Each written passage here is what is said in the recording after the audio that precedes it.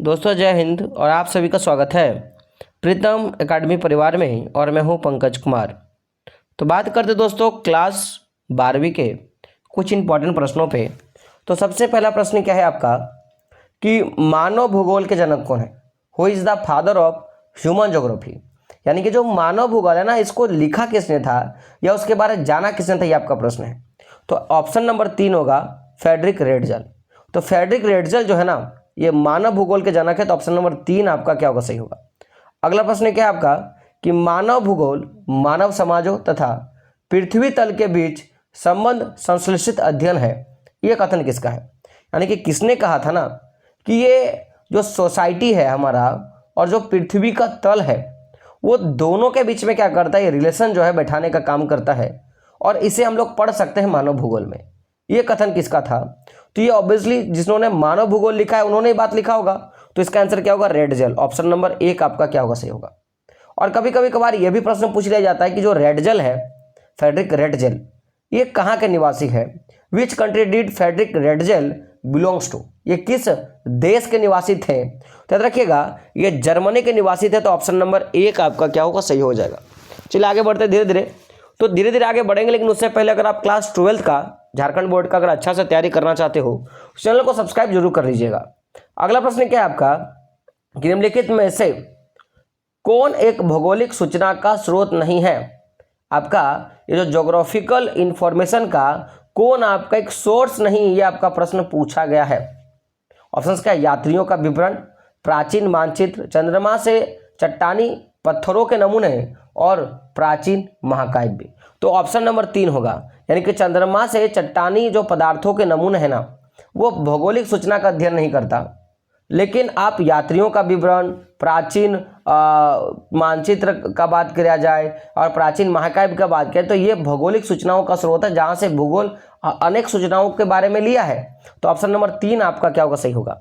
अगला प्रश्न है आपका कि निम्नलिखित में से कौन सामाजिक भूगोल का उपक्षेत्र नहीं है?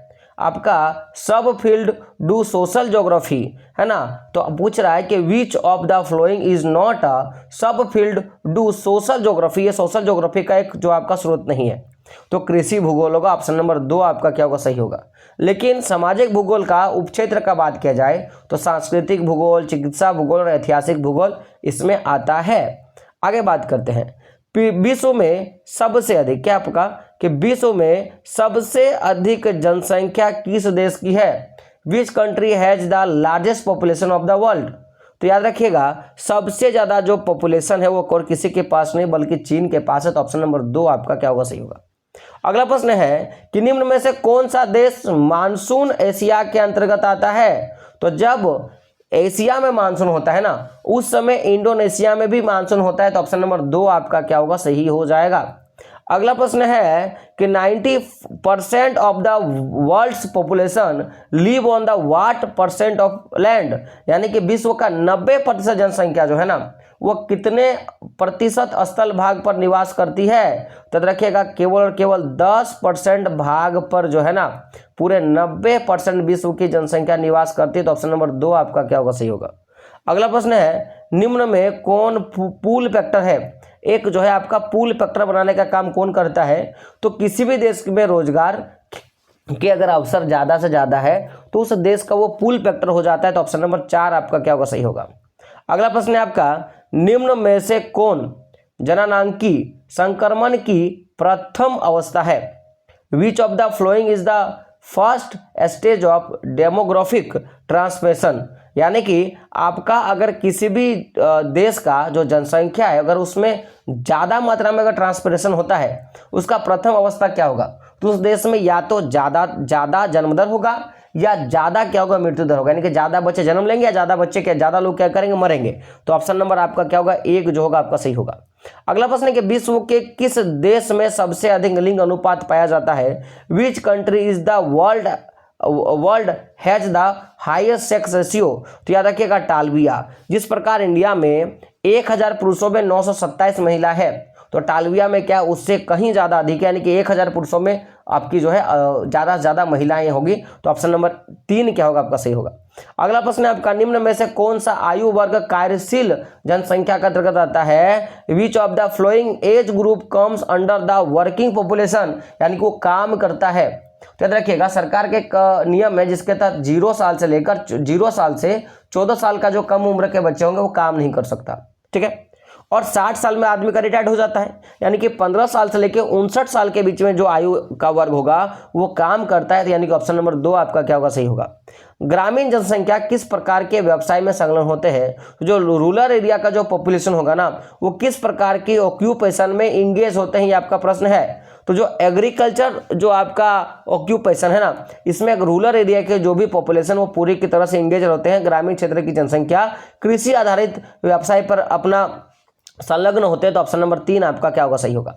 भारत में किस बस्ती को शहर कहलाने के लिए, भारत में किसी बस्ती को शहर कहलाने के लिए कम से कम कितनी जनसंख्या होना चाहिए। अगर किसी भी सिटी को, अगर हम लोग किसी भी टाउन को, मतलब किसी भी अगर हम लोग बस्ती को अगर हम लोग बोलेंगे कि वो टाउन है तो उसमें कितना लोग रहेंगे, यही आपका प्रश्न है। तो कम से कम उसमें 5000 लोग रहेंगे ना, तो उस बस्ती को हम लोग टाउन बोल सकते हैं। तो ऑप्शन नंबर आपका क्या होगा 2 होगा आपका सही होगा। अगला प्रश्न है आपका, ह्यूमन डेवलपमेंट इंडेक्स का बात कर रहा है, HDI का बात कर रहा है। तो मानव विकास सूचकांक का प्रतिपादन किसने किया था। तो डॉक्टर महबूल उल हक ने किया था। तो ऑप्शन नंबर आपका 2 क्या होगा आपका सही होगा। जीवन प्रत्याशा क्या है, व्हाट इज द लाइफ एक्सपेंसिटी। तो याद रखिएगा कि लंबा एवं स्वस्थ जीवन है, यानी कि ज्यादा जीना है और ज्यादा अच्छा रहना है, इसी को बोलते हैं आपका जीवन प्रत्याशा। तो ऑप्शन नंबर 2 आपका क्या होगा सही होगा। अगला प्रश्न है कि विषुववृत्तीय प्रदेशों में किस प्रकार के आर्थिक क्रियाकलाप पाए जाते हैं। तो याद रखिएगा जो भी इक्वेटर होगा ना, इक्वेटर ऑरिजिन होगा, वहां पर ज्यादातर जो इकोनॉमिकल एक्टिविटी रहेगा ना, वहां पे आपको दिखेगा कि ज्यादातर लोग आखेट करेंगे और संग्रहण करेंगे, यानी कि आपका शिकार करेंगे और चीजों को जमा करने का काम करेंगे। तो ऑप्शन नंबर 2 आपका क्या होगा सही होगा। निम्न में से कौन सा घास स्थल अफ्रीका में पाया जाता है। तो अफ्रीका में वेल्ड पाया जाता है। आप मुझे बताना ये जो प्रेरी घास का मैदान है वो किस देश में पाया जाएगा, स्टेपी घास का मैदान कहाँ पाया जाएगा, और डाउन्स जो घास के मैदान है ना वो कहाँ पाए जाएंगे, आप मुझे कमेंट बॉक्स में बता देना। अगला प्रश्न है, ऑस्ट्रेलिया किस पशु के पालन के लिए विश्व विख्यात है ना। कौन सा एनिमल जो सबसे ज्यादा ये पालता है। तो ये भेड़ को पालने का काम करता है। ऑप्शन नंबर 2 आपका क्या होगा सही होगा। भारत के किस भाग में झूम खेती किया जाता है। याद रखिएगा कि भारत का जो नॉर्थन ईस्टर्न इंडिया है ना, नॉर्थ ईस्ट जो आपका एरिया है, यहाँ पे झूम खेती सबसे ज्यादा होता है। तो ऑप्शन नंबर 2 आपका क्या होगा सही होगा। अगला प्रश्न है, यानी कि उत्तर पूर्वी भारत, रोपण कृषि के अंतर्गत निम्न में से कौन सा फसल उगाया जाता है। देखिए रोपण कृषि के अंतर्गत ज्यादा मात्रा में उत्पादन होता है, ज्यादा मात्रा में पैसा लगता है, पूंजी लगेगा, ज्यादा मात्रा में श्रम लगेगा। तो इसमें देखिएगा जो आपके चाय जो होते हैं ना, ये रोपण कृषि के अंतर्गत आता है। तो ऑप्शन नंबर आपका 4 क्या होगा सही होगा। किस फल को सुखाकर मुनेक्का और किशमिश बनाया जाता है। तो याद रखिएगा अंगूर से ही किशमिश बनता है ना, सॉरी अंगूर से किशमिश बनता है, मुनेक्का भी जो अंगूर से बनता है। तो ग्रेप्स आपका आंसर हो जाएगा। अंगूर की कृषि किस प्रकार की कृषि में अंतर आता है। तो भूमध्य सागरीय कृषि। चलिए बात करते हैं आगे। अगला प्रश्न क्या है आपका कि बांग्लादेश का आयु लिंग पिरामिड का आकार किस आकृति का होता है। What is the shape of the age sex pyramid of Bangladesh. तो याद रखिएगा कि हम लोगों ने, आपने अगर पढ़ा होगा तो कि ये जो सेक्स रेशियो का, यानी कि एज सेक्स रेशियो का जो आपका पिरामिड होता है वो त्रिभुजाकार होगा, या तो आयताकार होगा, गोलाकार हो सकता है, घंटीकार हो सकता है। तो बांग्लादेश का जो आपका पिरामिड है ना वो आपका क्या है, ट्राइंगल शेप का है, त्रिभुजाकार है। तो ऑप्शन नंबर 1 आपका क्या होगा सही होगा।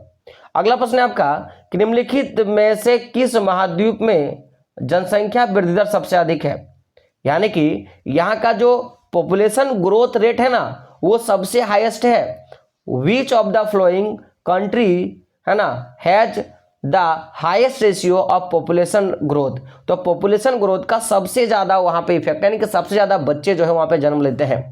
तो ऑप्शन नंबर आपका क्या होगा ए अफ्रीका। 25 का आंसर क्या हो जाएगा, ऑप्शन नंबर ए आपका अफ्रीका हो जाएगा आंसर। चलिए बात करते हैं आगे। अगला प्रश्न क्या है, अगला प्रश्न है आपका 26 नंबर का कि निम्नलिखित में से कौन उद्योग को प्रभावित करने वाले भौगोलिक कारक है? Geographical factor affecting in industry, यानी कि आपके कौन से ऐसे फैक्टर है जो आपके इंडस्ट्री को आपका इफेक्ट करता है? तो जलवायु, कच्चा माल, ऊर्जा के स्रोत, इनमें सभी। तो याद रखिएगा, यह जो आपका जलवायु है यानी क्लाइमेट है, रॉ मटेरियल है और जो सोर्स ऑफ एनर्जी है, ये सभी क्या करता है कि उद्योग को प्रभावित करने वाले आपके ज्योग्राफिकल फैक्टर है। तो ऑप्शन नंबर आपका क्या होगा? 4 जो होगा आपका सही हो जाएगा। अगला प्रश्न क्या है आपका कि सूती वस्त्र उद्योग का कच्चा माल क्या है? सूती वस्त्र उद्योग का कच्चा माल क्या है? जिस प्रकार चीनी उद्योग का कच्चा माल गन्ना है ना। टाट के निर्माण के लिए जूट का उपयोग करते हैं, रेशम के लिए रेशम को उपयोग करते हैं, उसी प्रकार सूती वस्त्र के लिए हम लोग कपास का, कॉटन का उपयोग करते हैं। तो ऑप्शन नंबर 2 आपका क्या होगा? सही हो जाएगा। अगला प्रश्न क्या आपका, शिकागो कहाँ स्थित है? Where is the Chicago located? तो शिकागो जो है आपका वो संयुक्त राज्य अमेरिका यानी कि यूएसए में आपका लोकेटेड है। तो ऑप्शन नंबर 2 आपका क्या होगा? सही होगा। अगला प्रश्न है, निम्नलिखित में से कौन सा लौह इस्पात क्षेत्र यूक्रेन में स्थित है? Which of the flowing iron and steel field is located in Ukraine? तो याद रखिएगा, क्रीवोई क्या होगा? क्रीवोई जो है आपका वो फील्ड जो है आपका वो आयरन और स्टील का फील्ड है जो आपका यूक्रेन में है। तो ऑप्शन नंबर 3 आपका क्या होगा? सही होगा। रूर क्षेत्र किस देश में स्थित है? In which country is the Ruhr region located? तो याद रखिएगा, जो रूर क्षेत्र का बात हो रहा है ना, ये तो कहाँ है आपका? तो ये जर्मनी में है। कहाँ पे? रूर क्षेत्र जो है आपका जर्मनी में है। तो ऑप्शन नंबर 1 आपका क्या होगा? सही होगा। यूनानी शब्द में मेगापोलिपिक्स का अर्थ क्या है? What does megalopolis means in Greek? तो ग्रीक शब्द यानी कि यूनान शब्द में मेगापोलिप का क्या मतलब होता है? तो ग्रेट सिटी यानी कि विशाल नगर होगा। ऑप्शन नंबर 1 आपका क्या होगा? सही होगा। अगला प्रश्न, निम्नलिखित में से किस प्रकार की बस्तियां सड़क, नदी या नहर के किनारे होती हैं? तो देखिए, अगर आप एक मान लो कि सड़क ऐसा लंबा है तो यहाँ पे जो आपके बस्ती बैठेंगे ना, वो लाइन बाय लाइन एकदम ऐसा करके बैठेगा, यानी कि इसके किनारे किनारे बैठेगा तो एक लाइन बनाएगा। या अगर एक क्या है आपका एक सड़क है तो वहाँ पे भी आप देखोगे एक नहर है, तो देखो नहर, सड़क, नदी, ये सारे चीज़ क्या होते हैं? सीधे बहते हैं। तो इनके आसपास के जो घर बनेंगे ना वो लाइनर बनेंगे। तो ऑप्शन नंबर 1 क्या होगा? रेखीय हो जाएगा। ऑप्शन नंबर 2 आपका क्या होगा? ऑप्शन नंबर 2 क्या होगा? लाइनर बनेंगे। ठीक है, ऑप्शन नंबर 2 क्या होगा? लाइनर। और वहीं अगर बात किया जाए कि आपका जैसे कुआं है, ठीक है, तो कुआं के आसपास में क्या बनेगा? आपका वृत्ताकार बनेगा। ये बात याद रखिएगा। स्नानागार शब्दावली का प्रयोग सर्वप्रथम किसने किया था? तो जो आपका स्नानागार है ना, इसका सर्वप्रथम प्रयोग जो है ना आपका वो आपका पैड्रिक गेडीज जो है इसने किया था। तो ऑप्शन नंबर 2 आपका क्या होगा? सही होगा।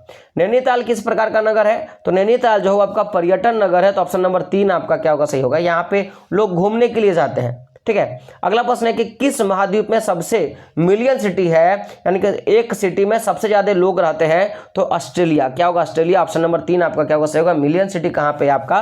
तो आपका ऑस्ट्रेलिया में है। तो यानी कि टोटल जो भी इंपॉर्टेंट प्रश्न थे, टोटल हम लोगों ने 30-35 प्रश्नों पे देखा। ये आपके 2022 के बोर्ड एग्जाम में पूछा गया, झारखंड बोर्ड के एग्जाम में। तो आपके लिए इंपॉर्टेंट इसको कर लीजिए, फिर टाइम टू टाइम आपके एग्जाम तक हम लोग सारा इंपॉर्टेंट हम लोग कवर कर लेंगे। ऐसे इंपॉर्टेंट क्वेश्चंस का ऑलरेडी पीडीएफ बना हुआ है, तो सॉरी प्लेलिस्ट बना हुआ है, तो वहां पे जाके आप जरूर देख लें और चैनल को सब्सक्राइब जरूर कर लें। मिलते दोस्तों अगले वीडियो में, तब तक के लिए जय हिंद, जय भारत और आपका दिन शुभ हो।